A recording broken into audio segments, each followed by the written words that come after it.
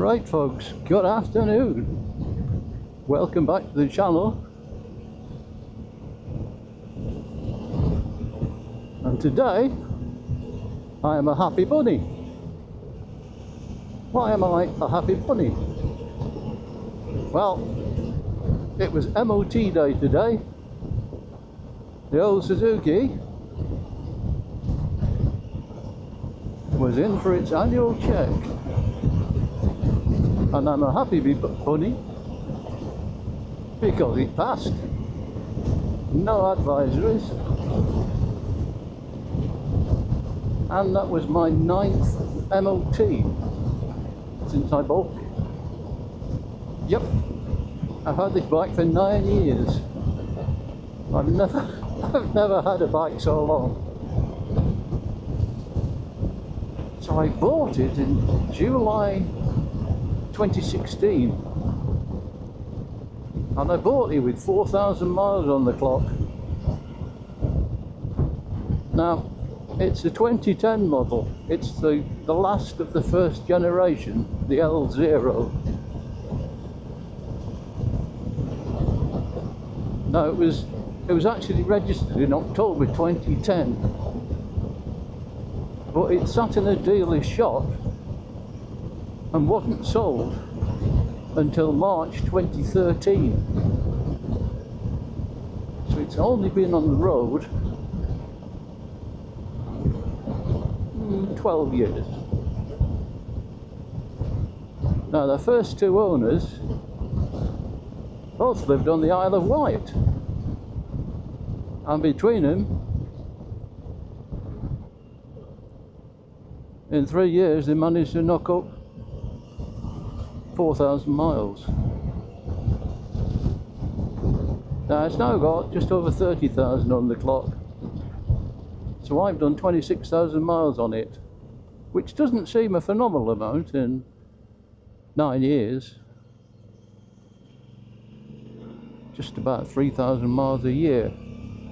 But I've always had two bikes, so I've put about the same on the other one as well. So I do about 6,000 miles a year. But this little beastie, in 9 years, has never let me down once. Apart from all the usual consumables, obviously. Brake pads, oil, filters, chain and sprockets. That's it, I've spent nothing on it. I haven't even changed a bulb, but it's still on the original bulbs, which is unbelievable. It's just been so reliable, it's been fantastic. I've got total faith in it. Having said that, I probably just jinxed it, but never mind. So I thought I'd share that with you, and when we get a bit further up the road, we'll pull over and I'll give you a little walk round.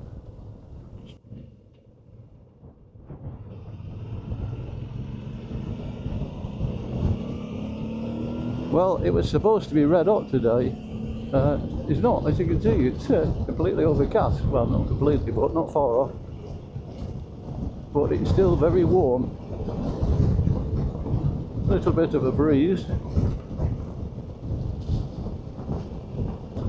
Now, I don't normally come down here anymore because the road is closed off because we had a massive landslip a few years ago, and they've not managed to fix it, so the road's closed.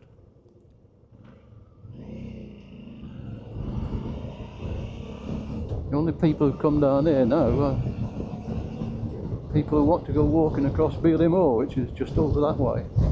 Well, not all of this is Beeley Moor, but that's the bit where the walkers go. If you walk far enough, it takes you across to the Baslow Road. It comes out at the Robin Hood.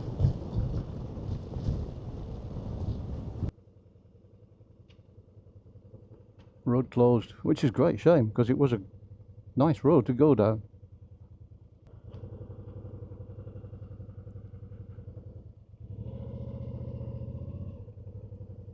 Right. Okay. Let's take a walk around the bike. I'll show you what I've done to it from standard. So not a great deal really. Where can I start?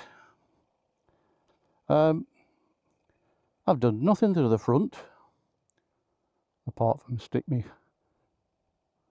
personalised logo on the front. What have I done? Right, well I'll tell you what it's got, what it came with as standard. Crash bars, sump guard, full metal luggage. That was about it. Oh, it came with a aftermarket top box as well. So I've got the aluminium panniers for it, which I only put on when I'm going camping. I've added some little cheap spotlights on here. Not really for riding at night, just to draw attention to myself. What else have I done? Oh yeah, radiator guard, because I don't want to storm through that. Little parcel shelf with a voltmeter and twin USBs, which is very handy. That's a switch for the spots. Oxford grips came with it.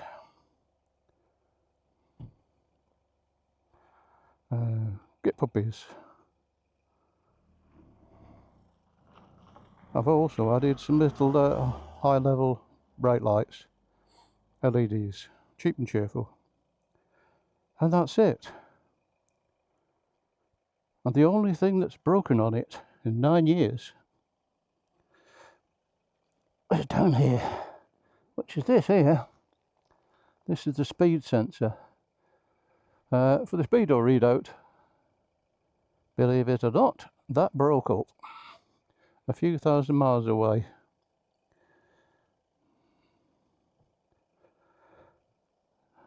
Yeah, so a second-hand one off eBay, 35 quid. That's it. So I paid £4 for this bike. It doesn't owe me anything. Right. Oh, I've also added this little Aichi thing. A little Android CarPlay. I used to have a TomTom mounted up here, but I got fed up of swapping it between the two bikes, so I bought this thing, which is okay, it's good enough, and it was cheap, 70 quid or so.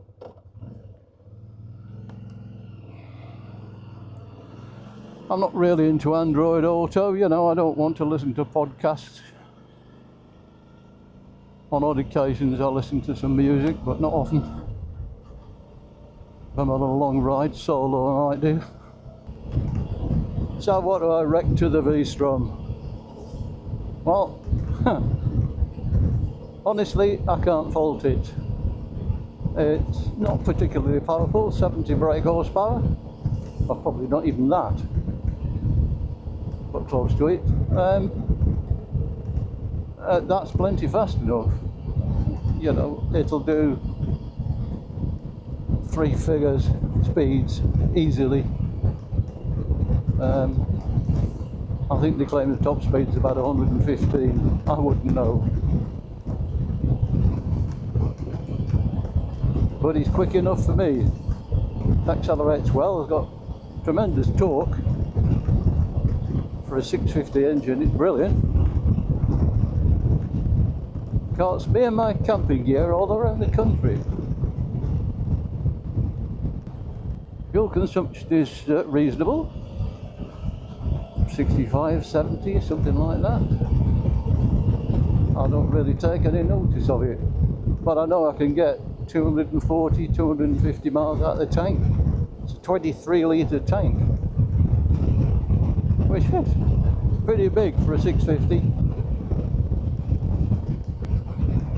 So what else can I say? Am I happy with my purchase? Oh, yes I am. Like I said, this bike doesn't owe me anything. If it fell to bits tomorrow, I've lost nothing. I could probably still get at least 2 and probably 2.5 grand for it. You know, so 2 grand in 9 years? That's not bad depreciation, is it?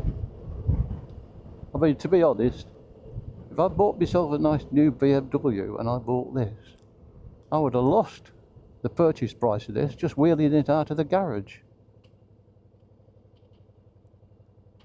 Yes, I can't keep up with somebody on a KTM giving it welly, but I don't need to, because I don't go out with people on KTMs giving it welly. So yeah, it's been pretty faultless. The only thing it's missing really is a gear indicator, but you know, it's one of them things. When I started biking, there was no such thing as a gear indicator, or indicators even, or water cooling. Well, apart from the Veloset LE, the police noddy bike, everything was air cooled.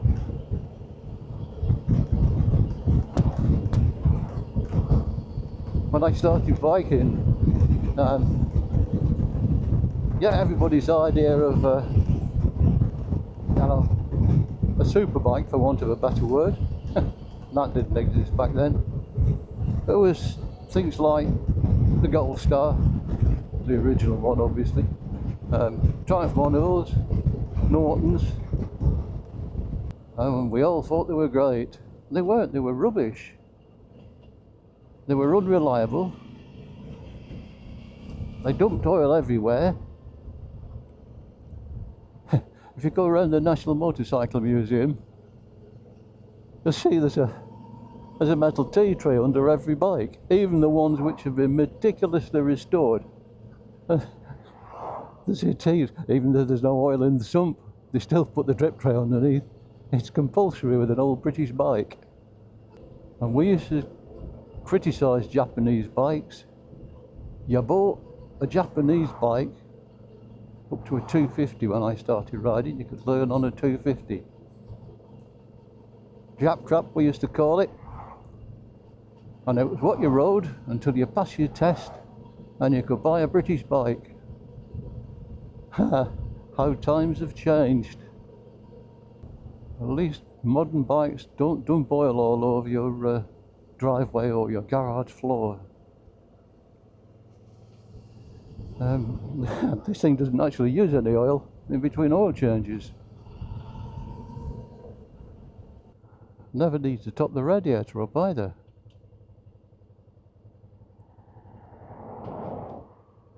Well, it's extremely busy. I don't know what's going off. I think there might be road closures on the A619, which has driven all this lot off onto the back roads to try and avoid it. So I'm stuck with the queue. I'm not going to try and filter around them, there's no point. I'm not in that much of a hurry, and I've got nothing else to do but bimble around on my bike. The joys of being retired. My last few years of working, I used to think, oh God, I'm going to dread retirement. What am I going to do with myself? Well, what I do with myself is go out on the bikes and make stupid videos for you lot to watch. A 10 or 15 minute video probably takes me about 5 or 6 hours to edit and process it and upload it. So it's a pastime for me, it's a hobby. Which is why I will never ask anyone for any money. I don't want you to buy me a coffee. I don't want you to be a patron or join my channel. So I'm getting very close to the number of subscribers required to reach that status. I'm not going to. If I ever hit 1,000 subscribers, I might get a couple of quid a month from the advertising revenue. But other than that, no. I'll take it, thank you, if they give it me, but I'm not going to ask you lot to pay for it. I don't think that's fair. You got to sit and watch the bloody adverts that you can't skip. It's really annoying. Unless you got YouTube Premium, of course, but then you're paying for that as well, aren't you? And I don't think it's fair. You lot pay enough as it is. I am not going to add to your financial burden. Would you pay to watch my rubbish? No, of course you wouldn't. I wouldn't pay to watch my rubbish. So there you go. I've had a bit of a rant, and a bit of a ride round, a bit of a celebration for passing the MOT yet again. I think in the 9 years I've had it, all those MOTs, I've only ever had one advisory on it. And that was for a loose bolt on the centre stand. So the tester failed it and gave me an advisory notice.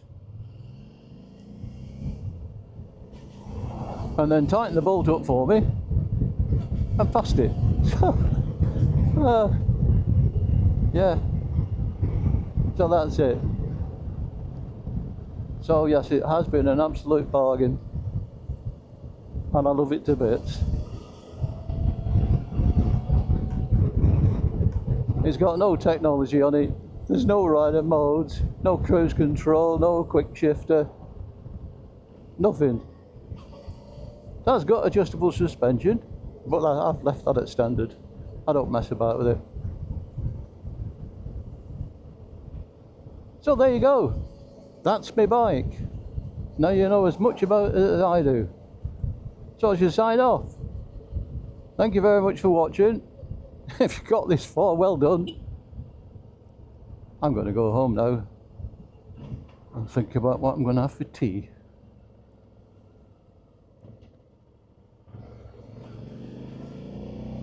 So there you go. Thank you very much. I'll see you next time.